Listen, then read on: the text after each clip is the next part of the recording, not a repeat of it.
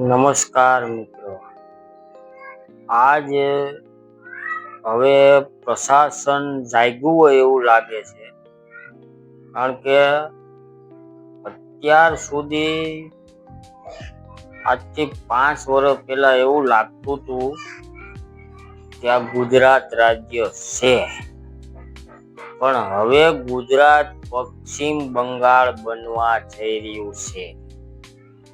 UP સુધરી ગયું, બિહાર સુધરી ગયું, પણ ગુજરાત અત્યારે પશ્ચિમ બંગાળ બનવા જઈ રહ્યું છે.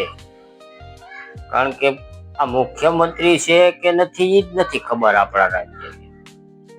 કોઈ વિરોધ કરે તો પકડીને પૂરી દેવાના, અને કોઈ અવાજ ઉઠાવે તો એને ચોંકાવવાના.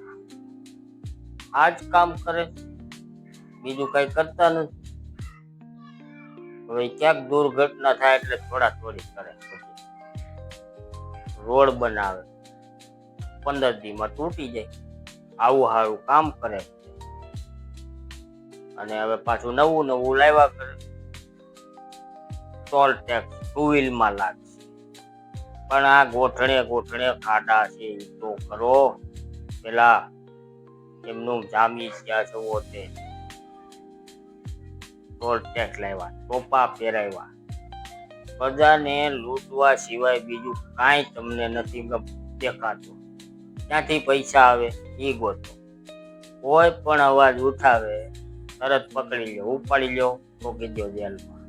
બીજો કઈ ધંધો જ નથી. મુખ્યમંત્રી કઈ બોલતા નથી. આમ હોય. આજથી 5 વર્ષ પહેલા ગુજરાત કેવું હતું, અટાણે કેવું છે એ તો તમે જરાક વિચાર કરો. અટાણે ગુજરાતની સ્થિતિ એકદમ પશ્ચિમ બંગાળની છે. તો પ્રજા હવે જાગૃત થઈ ગઈ છે, એટલે પ્રશાસનને કામ કરવું જ પડશે. નહીં કરે તો ગમે ત્યાં અવાજ ઉઠાવે. હવે તમે વિચાર કરો, કામરેજ થી ચોકડી થી આ દેરોડ બારડોલી રોડ ને જોડતો 3.5 કિલોમીટરનો રોડ આ 2 વર્ષ ત્યાં હજી નથી થઈ. કપૂરભાઈ આવ્યા, વીડીભાઈ શું કરી દીધું, તમે શું કર્યું? 2 વર્ષમાં એક રોડ નથી પૂરો થયો તમારા. એ તો વિચાર કરો. તમે જરાક જોવો તો ખરા. બનાવે સોમાવું આવવાનું ચાલુ કર્યું અત્યારે, હવે બંધ. લોકો હેરાન થાય, ખાડા કરી નાખ્યા છે ગોઠણે, માંદણું થાય, નથી નીકળાતું. તમે એ તો વિચાર કરો કઈક. આખો ઉનાળો ચાલો ક્યાં ગયા?